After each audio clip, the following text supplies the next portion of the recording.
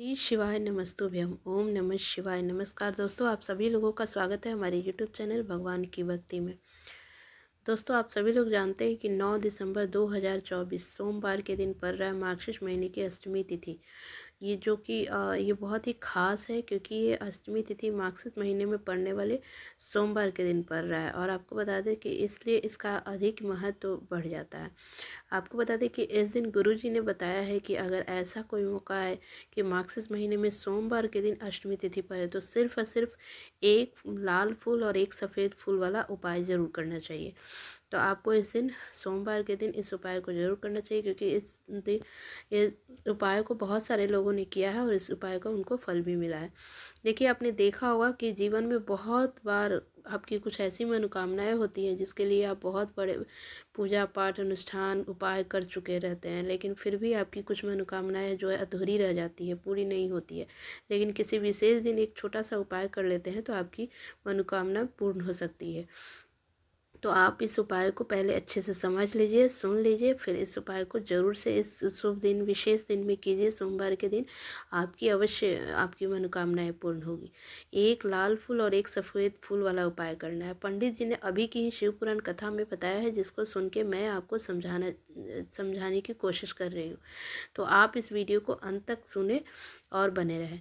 देखिए, आपने देखा होगा कि आपके जीवन में अचानक से बहुत सी दुख परेशानी आने लगती है और उसका आपको कारण भी पता नहीं चलता है कि भाई ऐसे क्यों परेशानी हो रही है, क्यों पैसे की दिक्कत हो रहा है, क्यों घर में बीमार हो रहे हैं और ठीक नहीं हो रहा है। तो बहुत सारे कारण होते हैं, जैसे पितृदोष हो सकता है, मंगल दोष हो सकता है, जिससे कि कारण आपके घर में बहुत सारी परेशानी दुख परेशानी आने लगती है। बहुत कोई ऐसा बीमार होता है जो ठीक नहीं हो पाता है, आप बहुत दिखा रहे हैं, या घर में नकारात्मक शक्तियाँ का वास हो जाता है। तो इस तरह की परेशानी आती है। तो इस सबको दूर करने के लिए आपको अब कारण जानने की ज़रूरत नहीं है, बस आपको एक छोटा सा उपाय करना है। आपके अपने घर के सुख शांति के लिए अच्छे से आपको उपाय को समझ के अच्छे से आपको उपाय कर लेना है। इससे आपकी मनोकामनाएं भी धीरे धीरे करके पूर्ण हो जाएगी और आपके घर के सारी परेशानी दूर होगी। बस आपको एक लाल फूल और एक सफ़ेद फूल वाला उपाय कर लेना है। तो चलिए, मैं आपको अब इस वीडियो में बताने वाली कि इस उपाय को कैसे करना है, कब करना है, उपाय को करते समय किन किन बातों का ध्यान रखना है। अब मैं ये सारी चीज़ें एक एक करके आपको बता रही हूँ, ध्यान से सुनिएगा। सबसे पहले आपको बताते हैं कि इस एक फूल और एक सफ़ेद फूल वाले उपाय को आखिर करेंगे कौन।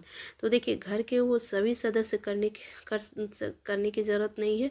बस घर की जो बड़ी माताएं बहनें हैं वो कर सकती हैं घर की सुख शांति समृद्धि के लिए, या किसी की कोई खुद की अपनी मनोकामना पूर्ण करनी है, खुद की कोई परेशानी है तो वो व्यक्ति कर सकता है, या आप पूरे घर के सदस्य भी एक साथ मिलकर इस उपाय को कर सकते हैं। इसमें कोई दिक्कत वाली बात नहीं है। तो देखिए, आपको करना कैसे है वो बताते हैं। देखिए, अगर पूरे घर का लोग एक साथ मिल के करते हैं, या माताएं बहनें जो घर की लक्ष्मी होती है अगर वो करती हैं, तो भगवान शिव बहुत ही जल्द प्रसन्न हो जाते हैं।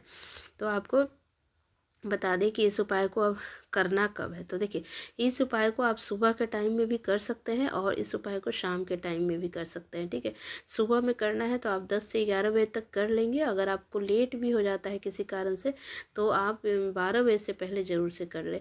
और अगर शाम में करना है तो आप शाम में प्रदोष काल में करें, शाम में 6 से 7 के बीच में कोशिश करें कर ले प्रदोष काल में। अगर फिर भी किसी कारण बस लेट हो जाते हैं, जॉब करते हैं, घर आने में लेट होता है, तो फिर 8 बजे तक भी लेकिन इस उपाय को ज़रूर कर ले। ठीक है, इसमें कोई दिक्कत नहीं है। सुबह और शाम दोनों समय इस उपाय को कर सकते हैं, गुरुजी ने बताया है।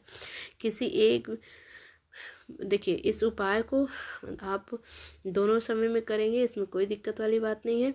और विशेष उपायों के बारे में आपको सबसे पहले आपको अच्छे से समझ लेना है, उसके बाद उपाय को करना है। तो चलिए, हम उपाय को आगे बताते हैं। लेकिन इससे पहले आपसे एक अनुरोध है कि अगर हमारा वीडियो अच्छा लगे तो एक लाइक और सब्सक्राइब जरूर से कर दीजिएगा। तो चलिए, हम आगे बढ़ते हैं वीडियो में कि उपाय को कैसे करना है। ठीक है, तो देखिए, अगर आपके जीवन में धन से जुड़ी समस्याएं हैं, या घर में बहुत सारी परेशानी हो रही है, कोई भी समस्या चल रही है, तो उसके लिए इस उपाय को आपको करना है। तो सबसे पहले आपको क्या करना है, किस किस चीज़ की ज़रूरत पड़ेगी इस उपाय के लिए। तो सबसे पहले आपको एक फूल लाल फूल की ज़रूरत है और एक सफ़ेद फूल। ठीक है, इस उपाय में कुल मिलाकर आपको 4 सामग्री लगेंगे। पंडित जी ने खुद ही शिहोर वाली कथा में बताया है इस उपाय को। पंडित जी द्वारा बताए गए उपाय को ही हम सुन के आपको बता रहे हैं। उनको सामग्री में क्या क्या लेना है, सबसे पहले सामग्री में एक बेलपत्र लेना है, ठीक है, एक बेलपत्र जो कि आपको लेना है, और आपको एक समी पत्र लेना है, और तीसरी चीज़ है एक लाल फूल, एक और चौथी चीज़ है एक सफ़ेद फूल। ये 4 चीज़ लेना है। फिर से मैं बोल देती हूँ। देखिए, एक बेलपत्र लेना है, एक शमी पत्र लेना है, और एक लाल फूल लेना है, और एक सफ़ेद फूल लेना है, ठीक है। ये 4 चीज़ लेकर आपको फूल आपको जो शिव जी पे चढ़ता है वो लेकर आना है, ठीक है। आप तोड़ के ला सकते हैं किसी पेड़ से या खरीद कर ले सकते हैं। एक लाल फूल, एक सफ़ेद फूल लेना है, ठीक है, ध्यान रखिएगा। सिर्फ आपको सफ़ेद फूल लेकर आए, अलावा कुछ मत नहीं लाना है, ठीक है। एक एक आपको सामान की सामग्री में से एक एक लाना है। एक बेलपत्र लेना है, एक लाल फूल, एक सफ़ेद फूल और एक समी पत्र, ठीक है। 4 चीज़ लेकर आपको आना है। आप तो उपाय को प्रदोष काल में भी कर सकते हैं और सुबह में भी कर सकते हैं, ठीक है। आप देखिए, चारों सामग्री को लेकर आप अपने घर के आसपास में शिव मंदिर है ना, वहाँ पे आना है, ठीक है। इससे आपकी मनोकामना पूर्ण होगी और भगवान शिव प्रसन्न होंगे इस उपाय से, ठीक है। तो सबसे पहले तो आपको मंदिर में पहुँचने के बाद पूजा अर्चना जैसे आप कुछ करते हैं वो करना है।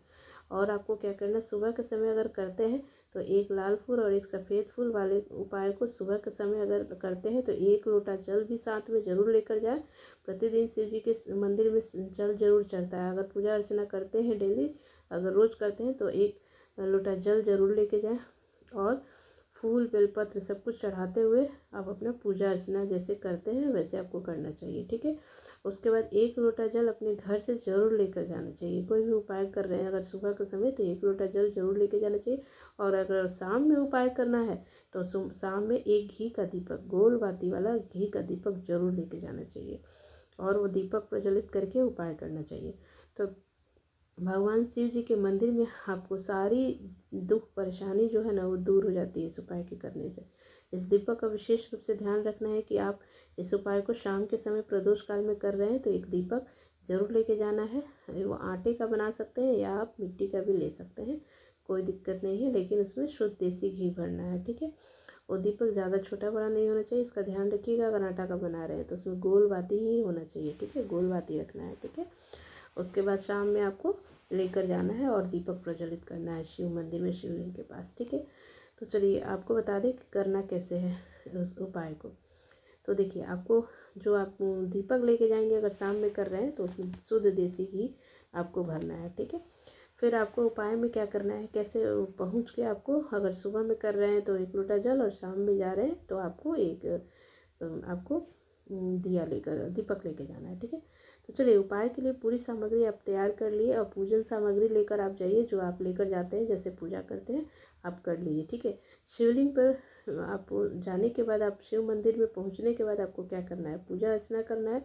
अगर सुबह में गए तो 1 लोटा जल के साथ आप पूजा सामग्री लेकर गए और उससे पूजा पाठ कर लिए, ठीक है। 1 लोटा जल आप धीरे धीरे करके अपने पूजा अर्चना किए और शिवलिंग पर चढ़ाना है। और देखो, 1 लोटा जल जब भी ले जाए तो धीरे धीरे करके आपको शिवलिंग पर समर्पित करना है। और शाम में गए तो, और अब आपको शाम में जाना है तो एक दीपक आपको वहाँ पे जाके शिवलिंग के पास आपको प्रज्वलित करना है, ठीक है। अब देखिए, इस उपाय का फल बहुत ही जल्द आपको मिलेगा। और देखिए, माचिस कभी भी किसी से लेना नहीं है। अगर शाम में दीपक जला रहे हैं तो अपना माचिस लेके जाना चाहिए। अगर माचिस लेके किसी से अगर दीपक जलाते हैं ना तो जो भी आप पूजा का जो दीपक जलाने का जो फल है ना उसके खाते में चला जाता है। तो आप इस बात का ध्यान रखें कि कभी भी माचिस लेकर भगवान शिव या किसी भी मंदिर में माचिस लेकर आपको नहीं चलाना चाहिए। तो चलिए अब हम उपाय बताते हैं। तो सबसे चारों चीज़ आपने लेके गए हैं ना, सबसे पहले आपको सामग्री में लेकर जो गए हैं वो शिव मंदिर में पहुंचने के बाद शिवलिंग के ऊपर एक माता अशोक सुंदरी जी का स्थान होता है। अशोक सुंदरी जी के स्थान जो है वहाँ जो जलाधारी के ऊपर से होता है, बीचों बीच होता है, वहाँ पर आपको बीचों बीच स्थान जो अशोक सुंदरी माता का होता है वहाँ पर आपको उपाय करना है। सबसे पहले आपने जो एक बेलपत्र लिए है वो बेलपत्र माता अशोक सुंदरी वाले स्थान पे समर्पित करना है। और बेलपत्र की डंडी का मुख जो होगा जलाधारी की तरफ होगा, इतना ध्यान रखना है, नीचे गिरता हुआ, ठीक है। और शिवलिंग की तरफ आपको आगे का भाग होगा, माता अशोक सुंदरी वाले स्थान पे समर्पित कर देना है। उसके बाद एक शमी पत्र जो आपने लाया है ना, उस शमी पत्र को उठाकर जो डंडी का भाग होगा वो जलाधारी की तरफ होगा, इस गिरता हुआ, और शिवलिंग उस पत्ता वाले भाग को शिवलिंग की तरफ करके और शमी पत्र को, बेलपत्र को उसमें समर्पित कर देना है, ठीक है। और उसके बाद एक लाल फूल जो होगा वो उसका आपको क्या करना है, लाल फूल जो खिला हुआ भाग होता है ना, चाहे गुलाब का हो चाहे कोई और फूल हो, शिवलिंग पर चढ़ाना है। और उस फूल का खिला हुआ भाग जो होगा वो शिवलिंग की तरफ होगा और पीछे का भाग जो होगा वो जलाधारी की तरफ होगा, ठीक है। और फिर आपके पास सफ़ेद फूल बच गया। सफ़ेद फूल को भी आपको, सफ़ेद फूल जो खिला हुआ भाग होगा शिवलिंग की तरफ समर्पित करना है और पीछे का जो डंडी का भाग होगा वो जलाधारी की तरफ होगा, मतलब जहाँ से जल बहता है। इस तरह से आप बेलपत्र, शमीपत्र, लाल फूल, सफ़ेद फूल आपको समर्पित कर देना है, चारों चीज़। और आपको बताते कि आपको भगवान कांता चक्र का नाम लेते हुए यह उपाय करना है। भगवान कांता चक्र का नाम लेते हुए उपाय को करना है और भगवान शिव जी को, नारायण जी का स्मरण करते हुए इस उपाय को करना है। और आप इस बेलपत्र, शमीपत्र, लाल फूल और एक सफ़ेद फूल अगर समर्पित कर देते हैं शिवलिंग पर तो आपके सारे दुख और कष्ट, परेशानी सब दूर हो जाती है और जीवन में आपकी सुख समृद्धि आती है। तो ये शिव मंदिर में जाकर इस उपाय को, छोटे से उपाय को जरूर सीखिए। जब उपाय करने के बाद आंख बंद करके आपको श्री शिवाय नमस्तुभ्यम का जाप करना है और वहाँ पे अपनी प्रार्थना करना है अपनी परेशानी को। आपके जीवन से सारी परेशानी दूर होगी। छोटे से उपाय को जरूर सीखिएगा। बहुत बहुत धन्यवाद।